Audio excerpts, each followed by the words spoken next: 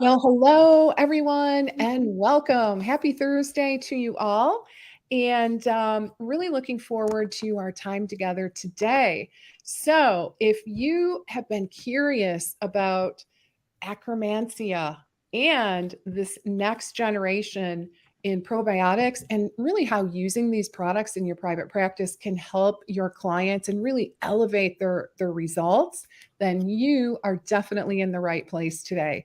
So today we are going to be talking with Christina O'Connor, and Christina O'Connor is an RD from Pendulum Therapeutics, and we are talking today about the power of the microbiome in your practice. So, really super excited about this topic for so many reasons. This is emerging research, relatively new and relatively hot off the press. So, very much looking forward to digging into some of the research with Christina and really talking about how, some of these products can help, again, really catapult the results that you're seeing in your practice. So, welcome everyone. If you're just joining, hello and welcome. My name is Leslie Vitale, and I am a practice growth strategist for health and wellness entrepreneurs who want to attract more clients, sell more programs, and grow a profitable practice, ideally by integrating multiple streams of revenue into their business models. So, with that being said, I want to give a warm welcome to our guest today, our very special guest, Christina O'Connor. Hey, Christina, how are you? Hi, thanks so much for having me. Really thrilled to have you. Very excited to talk about this particular topic. One that is kind of near and dear to my heart as I am wearing my CGM and sure would love some shortcuts. Actually, I have tried some of your products and I got to say, I am seeing a difference. Oh, fantastic. And Which wearing one? a CGM, I've used a variety of different products. Awesome. Like kind of in different time spans. I think I'm taking, well, we can get into the products. Remind me or Sure. remember to ask me that question a little later. Before we dig into the products, I want to dig into introducing you so everyone has a little bit of sense in terms of who you are and your expertise. Christina, can you share a little bit about your backstory, how you came to specialize in this area? And yeah, and specifically what brought you to Pendulum? Sure. So I'm a dietitian by trade, and I spent most of my clinical practice or most of my time in clinical practice in the NICU. So if anybody's familiar with premature babies or, has worked in the NICU, you're familiar with babies that develop necrotizing enterocolitis, which is just a devastating Mm. inflammatory bowel condition that most of them don't survive. And if they do, parts of the bowel have to be resected. So we really don't have a clear answer as to what causes necrotizing enterocolitis, but we do know that it's related to bacteria, and human milk helps a lot with these premature babies. So there's just a deep connection to the microbiome. And I really started to, grow my knowledge and my love for the microbiome, with my time in the NICU. So that's where it all started for me. And just through my colleagues and my friends, the dietitian world is small. I've kept in touch with some of my friends and colleagues, and that's how I ended up at Pendulum. Really excited to be here. It's a very innovative thing that we're doing. Oh my goodness, so exciting. Okay, love that. Love that background. Okay, so let's dig in because this is such a cool, just such an interesting topic, I think, for everyone. So, first, let's start by talking a little bit about what, variables have an impact on the microbiome, really from both a positive and a negative standpoint. Sure. Yeah. So the obvious things, of course, a course of antibiotics. It's kind of like a nuclear bomb on your microbiome. It does not discriminate. It kills the good and the bad. Certainly, your stress levels have an impact on the microbiome. Travel. So that was a new one to me. I always wondered, I only traveled a couple of hours away, or I took a flight, and now my stomach's upset, and Oh, I don't feel great. So, yes, Interesting. yeah. So travel can have an impact on the microbiome as well. And yeah, so stress, even pharmaceuticals. So it doesn't have to be an antibiotic. Mhm. Pharmaceuticals can have an impact on the microbiome as well. But conversely, a healthy diet, reducing your stress, those can all really help your microbiome and help the organisms that are there to flourish. Oh, so interesting. Yeah, I know that many people struggle with kind of shifts in their digestion when they travel, but Yes. I gotta admit, I didn't really trace it back to a shift in the microbiome. So it's Yeah. very, very sensitive, Yes. I think is my big takeaway. Yep. Interesting. By the way, I want to welcome Jen. Welcome, Jen. I'd love to hear from our audience. Have you guys heard of Pendulum products? Are you familiar with Akkermansia? Give me a comment in the chat and just kind of give me an update in terms of, where you are in this learning curve. Would love to hear from you. Okay, so a lot of different variables can have a profound impact on the microbiome. It's very, very sensitive, clearly. Yes. What would you say some of the signs of a healthy gut are? And yeah, what are like how do you know if you have a healthy gut? Yeah, so you don't have symptoms, you Okay. don't have GI symptoms.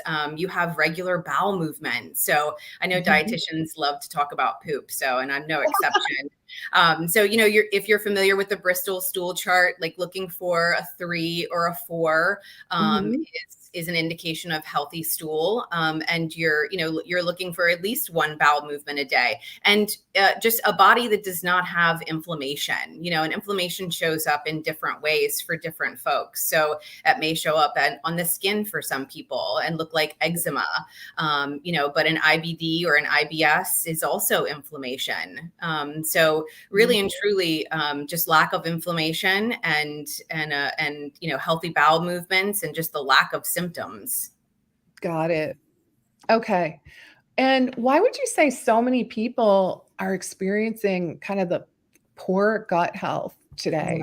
yeah, that's a great Seems to be question. so profound. I mean, gosh, I even had a conversation with my dad this morning, and he was telling me about this new medication they put him on. And I looked it up. I'm like, do you have ulcerative colitis? Yeah. Because at least that's what it's indicated for IBD. I'm like, like, what did I miss here in this transaction?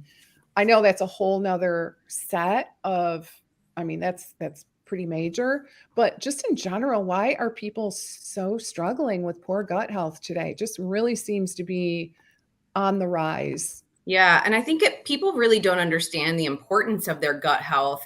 And so, there are just constantly things that are negatively impacting our microbiome. For example, we were reading a study a couple of weeks ago, emulsifiers in nut milks specifically impact. I know you're trying to drink your smoothie and you're trying to Right? do something healthy, but the emulsifiers negatively impact Akkermansia specifically. So we'll get into Oh my Akkermansia. gosh. Yeah, I know. So that it's a very sensitive organism. So there are so many things that can negatively impact the microbiome that we're just discovering. Wow. So, yeah, as I use my, nut milk in my smoothie to try to, have a healthy kind of meal replacement, right? Yes. Um, you know, and smooth out my blood sugar. Meanwhile, I'm kind of shooting myself in the foot, Yeah. right? So I was scouring the grocery store the other day looking at all of the emulsifiers, and it's kind of hard to find one without it. Right? Yeah. So that gives me great pause. I know. It's so prevalent. Darn it. I know. Okay. Wow. Okay. So, so it's just prevalent, right? Like it just sounds like with all of these, additives, emulsifiers and things like that being added to our diet, it's, unless you're really, really honed in on eating a whole foods diet, it can be very challenging to avoid some of Yeah. these things in our diet that are becoming more and more prevalent. And then, of course, we've got stress, right? Seems like that's on the rise, all kinds of, challenges that people are experiencing, certainly do not seem to be leveling out. Yeah, yeah. I mean, even a course of antibiotics, research shows that it takes 6 months to a year for even some of those beneficial bacteria to bounce back, if they even do bounce back. Mhm. So that's where supplementation, I think, can come into play and have an Oh, important role. oh, absolutely. Okay. Okay, so how would you say metabolic disease then, how is that related to the microbiome? Because this Sure. is where things get really, really interesting. And Yeah, absolutely. it's kind of like relatively new information for someone like myself. It is, yes, and even for me. So I mean, it's we all know that there's an underlying inflammation component to metabolic disease, really all disease states. So that exists, but then a lot of us are missing the strains that we need for metabolism. So, for example, butyrate producing strains. I talked to a lot of providers who, in the past, have prescribed a butyrate supplement for their patients, just trying to harness the power of short chain fatty acids. But it's a little bit different when taking the actual, butyrate supplement as opposed to the organisms that are butyrate producers. That's their main function. Okay. And so butyrate producers are really important for unlocking that GLP-1 hormone. So they bind to the receptor and they turn it on. That's one of their main jobs, one of their main functions. And so that's critical for metabolism. As many of us know, we're, Ozempic and those types of drugs that stimulate GLP-1, they've become really popular. So that conversation is sort of out there in the mainstream now.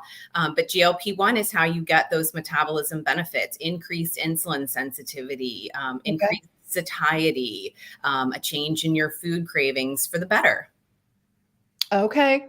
And so you're saying this can be done through food. I think that's the takeaway I'm hearing. Yes, absolutely. Or Because it could be or you could supplement or a combination. absolutely, absolutely. So your butyrate producing strains, their main energy source is insoluble fiber. So it's absolutely critical, if you're wanting to boost your butyrate producing strains, that you consume a diet that is, rich in insoluble fiber, and that will help to create the environment that they want and that they need. Otherwise, they just don't stick around. They're not happy eating McDonald's. It's like they're, yeah, these little live creatures, which They they are. are. They are. And yeah, they just don't have tolerance for Don't. McDonald's, right? They Hey, don't. Nora. So happy Oh, to that's have great. you. Thank you for that. Elmhurst nut milk is clean. That is awesome. Thank Okay. you for that. Elmhurst nut milk. All right. And then we also have from Lauren. Welcome, Lauren. Three Trees almond milk doesn't have any added ingredients. Okay. I'm going to have to remember these. Me In too. fact, all right, guys, I'm doing a screenshot. They are not in Harris Teeter, just so everybody knows. What's that? Say that again. Those are not in Harris Teeter. I've looked. Oh, okay. Okay, interesting. All right. So, all right, those are great tips. Thanks, guys. Really appreciate that.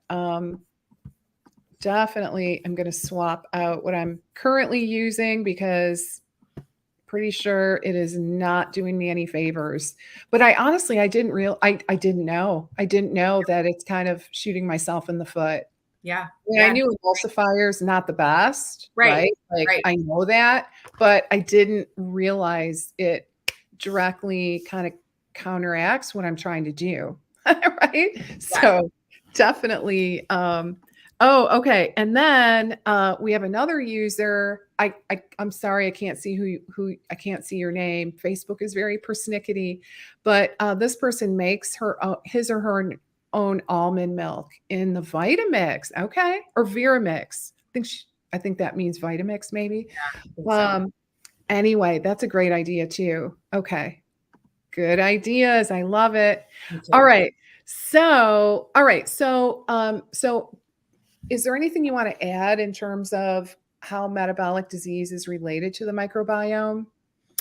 Yeah, so I think that covers it. So inflammation, one, and then lack of butyrate producing strains. Those are Okay. just really, really important. To stimulate that GLP-1 hormone, and then once that GLP-1 is turned on, you can see benefits like lowered A1C, and your postprandial glucose spikes are impacted. So Okay. those strains are just, they have a really important job. That's one of their main functions. So they're critical. Okay. So, all right, how do we get this from our diet? Insoluble fiber. So Okay. the butyrate producing strains, their main energy source is insoluble fiber. So things Okay. like Jerusalem artichoke, bananas, those are great Okay. sources of insoluble fiber. And then your Oatmeal. yeah, absolutely. Your Akkermansia strain, it loves polyphenols. So a diet rich in polyphenols, like your Okay. pomegranates, your green tea, those Coffee. types of things. Yes, coffee, red wine, chocolate. Colleen, Yay, all my favorite things. yeah, Colleen loves to mention those. So yes, those all are rich in polyphenols. But it's interesting too, because those organisms, that's their energy source, insoluble Okay. fiber, polyphenols. And when you're thinking about the gut-brain axis, the organisms in your gut really do drive the decisions that you make in terms of what you eat. So Mm, bad bugs prefer carbohydrates and refined sugars, whereas your okay. good strains, like your butyrate producing strains and your Akkermansia, they are driving your decisions to eat insoluble fiber and polyphenols. So a lot of people notice that when they restore their microbiome, they are able to get rid of those cravings for refined sugars and carbohydrates, and they no longer, they actually enjoy eating the salad or the fruits and Okay. vegetables. It's no longer a chore. Oh, interesting. Okay, we have someone asking, uh, okay, so this was the first one, banana peels and then not peels, inside flesh. It's inside flesh. Um, Hmm. Interesting. I I'm not completely sure, but I'm not sure either. I'm not sure I could do a banana peel. I yeah, can't yeah. do green Um, bananas. well, the one thing that comes up for me, again, having, wearing a CGM Yeah. is that, I mean, I love oatmeal and like, oh my God, I make this amazing oatmeal bake with bananas and oatmeal and nuts and blueberries, and it's so good, but it spikes my blood sugar. Yeah. Yeah. So it's kind of, and bananas, oh my gosh, right? So some of these things that provide I'm just wondering, like, like as practitioners, so what do we do, right? So I have found Glucose Goddess. Have you ever heard of her? She's on Yeah, yeah, Instagram. yeah. Yeah, and she has some really interesting tips and techniques, and Mm, she's a scientist, so it's all research backed on how to eat foods in the proper combination or the okay, proper sequence so that right. you don't spike your blood sugar. So you can still enjoy that oatmeal, but maybe you start with protein. She always encourages people to Okay, do a veggie starter. So start your meal with your vegetables and then move okay. down the line. Yeah, it's Well, really interesting. I interesting. love reading her Yeah, tips. I haven't cracked the code on that just yet, but I have heard, it's in the order. So Yeah. basically, then I wouldn't just go eat the oatmeal bake. I would need to eat something in front of that, right? Yeah. Yeah. Have a hard boiled egg first. Okay. So don't stop eating them, just add the fat and the protein. Yep. Okay, very cool. Yeah, and then, Emily, hey, Emily, how are you? Emily, yeah, some of what, yeah, not evident base. So Hmm. that's a consideration too, I Sure. suppose, right? So, all right, great. So, all right, awesome. You guys have such good comments and ideas. Okay, so, well, this whole concept is so interesting in terms of the connection with metabolic disease, for sure. And this is like relatively new insight for me personally. Mhm. I would say like over the last 6 months, I mean, I always heard it, but I never really like dug in and got it, right? So it's kind of a new revelation. It's very exciting. Mhm. So, what can we do then to repair a dysbiotic gut microbiome? And how do we know? Like, are you recommending testing? How do we know if we have an imbalance to begin with? Other Yeah. than like being symptomatic, like what if someone doesn't really have gut issues per se? Yeah. Maybe Yeah. they have, maybe their blood sugar is spiking or, so what do you recommend? Yeah. So, inflammation again presents itself in so many different ways. For some people, it looks like metabolic disease. For some people, it looks like eczema and psoriasis. Um, yeah. Let's see. Hold on. Interesting. Yeah. Let me see.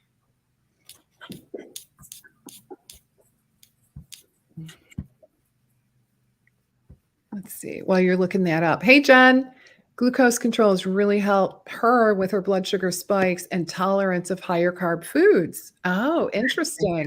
Fantastic. Okay. So glucose control. So basically, really, Jen, I want to make sure I'm understanding. Does that mean you really tried to keep your blood sugar below a certain threshold consistently? Because my goal has been to, and let me tell you, it's not going very well on vacation. Just saying. But prior to coming up here to the beach, I was really trying to avoid going over 140. And it was honestly going pretty well. I think with the help of some of the supplements that Pendulum makes. So I'm curious, is that what you're referring to? Um, I think so. Yeah. Okay, cool. Yeah. All right. And then Nora says, yes, listen to the podcast with the glucose goddess and Peter Attia.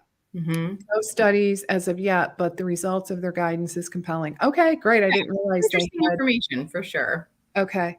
And then Jen says, I wear a CGM and I like to see. Okay. Okay. So trying to stay below 130 even. Okay. That's great. Yeah. It's so interesting. I mean, I gotta say, I did not have that level of awareness. I thought, it's everybody else. It's not me, right? Don't really need to lose weight. Health Sure. is great. Very active. Really, knock on, not don't want to jinx myself, but healthy. And so I was a little bit surprised to see some of these spikes, but lo and behold, it was happening and I had to take some of my own advice, right? Yeah. Like Oh my gosh, it's the hardest really, thing to do. it's like do as I say, not as I do, right? I know. Um, I find myself calling and texting my dietitian friends for advice, and they're like, "You know this. You I know know. this." I'm like, "I know. I just need to hear it from you." Exactly. You do. And you got to motivate yourself. It's kind of the same stuff that you do with your clients, right? Yes. Okay, so have we covered what to do to repair a For gut microbiome? I don't think we really Yeah, dug no, into that. not completely. Yeah, so I got stuck on inflammation. So signs of inflammation, it looks Yeah. different for everybody. But Yes. to repair a dysbiotic gut, of course, like changing your diet is key. So Yep. feeding those organisms, the good organisms in your microbiome, what they need. For example, insoluble fiber and polyphenols, like we covered. Taking probiotics, that's another great way to impact your microbiome and repair a dysbiotic gut. So if you think about antibiotics came in and they just decimated things, they destroyed the good and the bad. Sometimes you need a probiotic supplement to replenish those good bacteria. And there's plenty of them available. And hopefully they will recolonize the gut. If you create an environment where it's, favorable for them, then, they'll stick around and colonize. Okay. I think that's the key. And I Yes. think many people just think, oh, I can take a pill and it'll all be good. But the problem is you're not feeding the microbiome so that these important bacterial strains colonize and, as you say, stick around. Yeah, absolutely. Yeah, that's absolutely critical. And I think that, diversity is important. So, for example, I would never take one strain of a probiotic supplement for the rest of my life. You need to replenish, create the favorable environment, and then, revisit it if there's been a negative assault to the microbiome, like antibiotics or travel or a pharmaceutical. Okay. And what are your feelings on supplementing with like butyrate? Yeah, so just like an actual butyrate supplement. Yeah. It's a little different than taking the actual butyrate producing strains. So our founder and CEO, Colleen, she gives a great analogy. If somebody had $1 million for you, would you want them to put it into a briefcase and come to your front door and deliver it to you that way? Or would you like for them to open the briefcase and spread it all out all over the interstate and say, oh, your $1 million is, here for you. It's on the interstate. You have to go pick it up. That's kind of the difference between the butyrate, which, just taking an actual butyrate supplement, you're not really sure that it's going to do the job that it needs to do or end up in the place where it needs to end up in order to perform the functions. But taking the strains they produce butyrate. That's their job. That's their function. So you're guaranteed to get that short chain fatty acid production, and you're guaranteed to get it in the right place. Okay. And what are those strains then? The butyrate producing strains? So some butyrate producing strains, like for example, in the Pendulum products, our butyrate producers are Clostridium butyricum, Clostridium burnicki, and Anaerobutyrium hali. So it's a mouthful. Okay. Yeah, for sure. Okay. Yeah. So they produce the short chain fatty acids like acetate, butyrate, propionate, and then Akkermansia, which is also one of our strains, also produces propionate. Okay. All right. Interesting. And can you connect those strains to the products? Sure. So those are the butyrate producing strains that are in, like, for example, our glucose control product, and also our metabolic daily. And so like when I was talking earlier about the butyrate producers unlocking that GLP-1 hormone, those are the strains that do that. So they bind to the GLP-1 receptors and they unlock that hormone. So that's how you get those amazing metabolism benefits, by taking those strains. Oh, interesting. Okay. And we do have a question. Could you comment on this? Sucralose and other artificial sweeteners, the impact on the microbiome? It's bad. Yes, is that it's bad, but yeah, it's not good, unfortunately. It's not. I mean, Go ahead. Sugar. I mean, sugar's bad too, but I would take sugar over an artificial sweetener all day, every day. Okay. Yep. Oh, remember the days of Diet Coke? Yeah. I don't know about you, but yeah. Oh man, I know. It was like, yeah, it was a long, long, long time ago, but thankfully stopped doing that. Yeah, I know. I had neonatologists in the NICU that used to drink Diet Coke during rounds, and they would always, is this really that bad? I would, yeah, guys, it's really bad. You really shouldn't be drinking. Just drink coffee. Right? Yeah. Yeah, exactly. All right. So, So let's talk about Akkermansia, right? Yeah. Yes. This has really garnered a lot of buzz, right? So, why do you think that is? Give us a little background on it. Is it a new discovery? Yeah. So the discovery of Akkermansia, it's new to us, but it's not new to the microbiome. So it's a really important strain. So they're calling it, it's called a keystone commensal strain. So that just means that it's, an organism that we're supposed to have.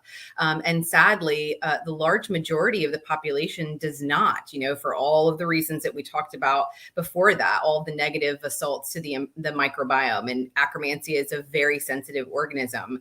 I kind of like to compare it to Yellowstone Park. At one point we thought we needed to take the wolf out of Yellowstone, that the wolf was a dangerous species and it did not need to be there. Right. And then when we did that, it just decimated Yellowstone. So there was, it decimated the landscape, the animals, all the way down to the insects. So we realized, oh, well, actually, the wolf is not bad and it's a critical part of that ecosystem and it needs to exist. And so you can think of Akkermansia in a really similar way. It's an important strain.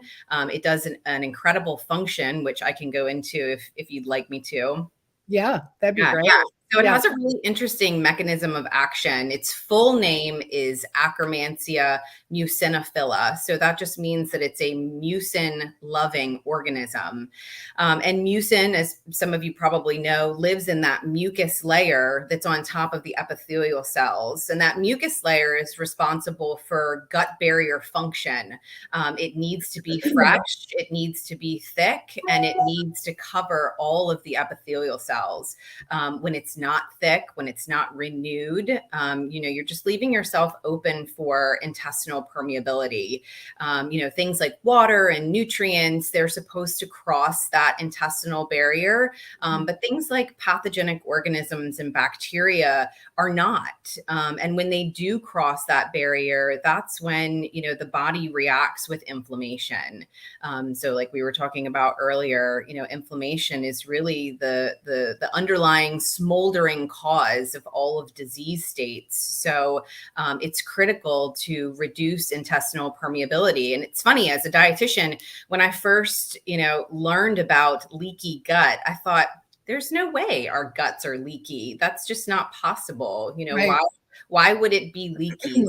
There's just no science to this. I don't believe it. But it's true. It happens. Those holes happen. The permeability happens, and organisms and bacteria get into places where they're not supposed to be, and the body reacts. Mm-hmm. Oh, that's a great explanation. Appreciate that. By the way, guys, I posted in the comments, just FYI, a link for you to get 20% off your first Pendulum order. Okay. So if you're interested in trying some of these products out for yourself, your family, your clients, your patients, definitely use the link so that you can get 20% off. That's pretty huge. Very significant. So thank you for that special opportunity for my audience. Really appreciate that. Yeah, absolutely.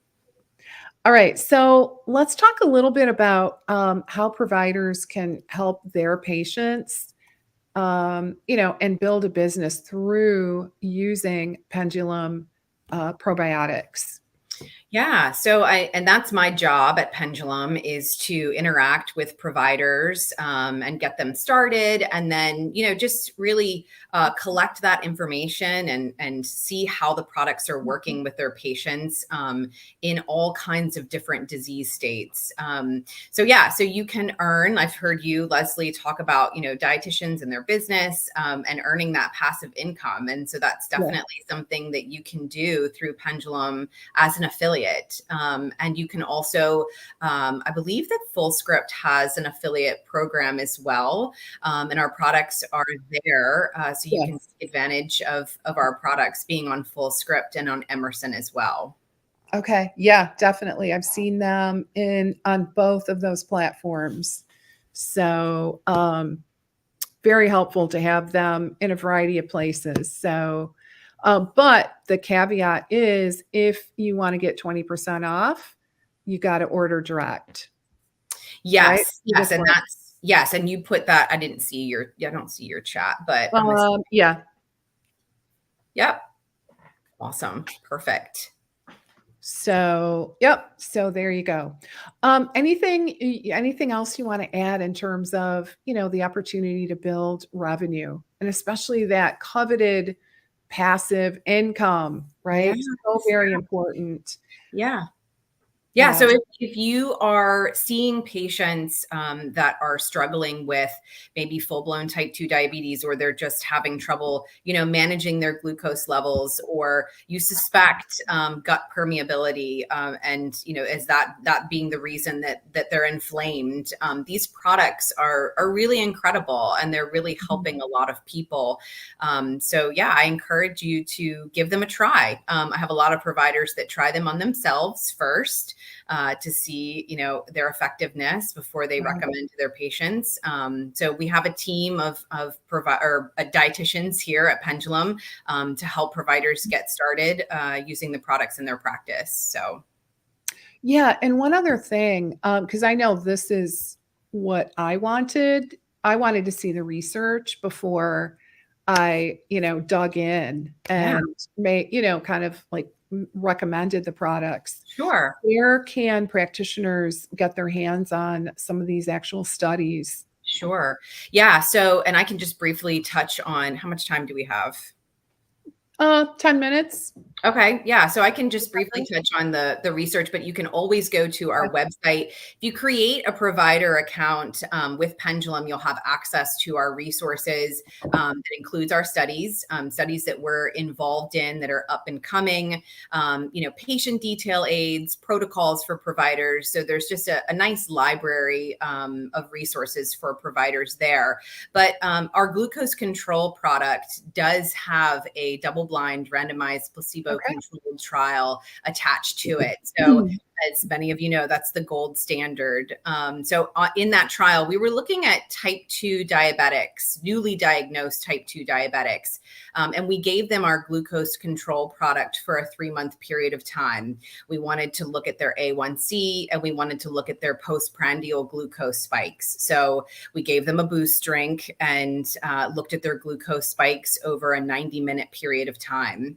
And patients on the 5-strain formulation on the glucose control were able to lower their A1C by 0.6, and they were able to lower their postprandial glucose spikes by almost 33%. So again, just to sort of recap and put it all together, the strains that are in that product, Akkermansia is one of them. You have the 3 butyrate producing strains, and then you have Bifidobacterium infantis, which just sort of acts as a primary fermenter. So again, those butyrate producing strains are naturally unlocking that GLP-1 hormone. So you're giving your body the tools that it needs, that it expects, in order to do the job of metabolism. And then you're tackling inflammation with the Akkermansia strain. So you have the efficacy of a drug, but it's in the safety of a probiotic, and it's getting more to the root cause, as of why we're suffering from a metabolic condition, and restoring those organisms that are meant to do the job of metabolism. So the science is there, and it's really exciting. Pendulum is the only company in the world that has been able to figure out how to manufacture an anaerobe. So it's an anaerobic bacteria. Akkermansia is. It lives in the colon, so there's no oxygen there. So that was a challenge in and of itself, was to, be able to figure out a way to create Akkermansia and not expose it to oxygen. So yeah, it's really exciting to be a part of that innovation and that science. I got a question for you. So how long does a person need to stay on these products? That's a great question. Yeah. Like, can I take it for 3 months and be done? I suppose it depends on the diet, right? It does. And that's the biggest component here is, are you creating a favorable environment for the organisms? That is critical. So in the study, the patients took the product for 3 months. If you were happy with your A1C, and, the amount that you were able to lower it, then certainly, encourage the insoluble fiber and the polyphenols. And then you could potentially stop taking the product. But, if you wanted to see a further drop in A1C, or, just a tighter range in your glucose levels, then, you may want to take it for a little bit longer. And then, it's worth mentioning, if someone has been living with diabetes for 10 plus years, it may take, they usually see results pretty quickly, but it may take a longer period of time, longer than the 3 months, to really get to where you're trying to go in terms of restoring your microbiome. It really just takes time. Okay. Okay. Great. Great answer. Okay. Awesome. All right. Well, as we start to wrap up, does anyone in our audience have questions? Because we have a couple minutes that we could entertain some questions. Sure. And yeah, is there anything else, Christina, that you'd like to add? Anything that we didn't cover in enough depth? Any Yeah. final kind of like words of wisdom? Yeah, sure. So I will mention the it's our portfolio of products is actually very simple, but it can be a little confusing when you're first looking at them. So the metabolic daily product that we have is actually identical to the glucose control product, but it's just a lower potency. So we felt like not everybody is a type 2 diabetic. Not everyone needs the potency in the glucose control. So the metabolic daily is just a less potent version. But certainly you could use that product and even the glucose control for, your patients that are dealing with gut dysbiosis. So it's not just metabolism that we're finding that these products are helping with, inflammatory bowel conditions. We don't have any studies or research that we've done in inflammatory bowel conditions, but just anecdotally, they are helping a lot with things like microscopic colitis and ulcerative colitis, and inflammatory bowel conditions, which makes sense, when you're repairing the gut lining. So I encourage you to, do your own research. There is a lot out there on the Akkermansia strain, and it's fascinating. Yeah, it really is. I think I've tried all of the different products. Oh, okay. Yeah. I was going to ask you that. And combinations. So yeah, but that's interesting that the metabolic daily is the same as glucose control. It's just in like a lower dose. Yes. But like the species or the different strains are the same. Yes. And that product actually does not contain inulin. So the glucose control product does, which, as a lot of some people are intolerant of inulin. But the metabolic daily does not have the prebiotic fiber. So sometimes it's tolerated a little bit better. Okay. Interesting. All right. Yeah. Great to know. All right. Great. Well, it was really so interesting to really to dig into this topic. Oh, and guys, just one more quick reminder. If you want to get 20% off your first order, you do have that opportunity. And just if you want to look for the link in the chat, you can go ahead and do that. And so Lauren asked if there's any provider samples. I don't think there are, but I could be wrong. We don't typically. I just would encourage you to reach out to me, and you can find my information on the website. But yeah, we don't typically sample just because our manufacturing costs are so high. But we certainly can have a conversation and see how we can help out. Okay. Great. So you're recommending they go to pendulumlife.com, right? Yes, that's correct. Yes. And look you up in particular. Yeah, absolutely. I'm there. You can find me. Yeah, I'm happy to help. Okay, great. All right.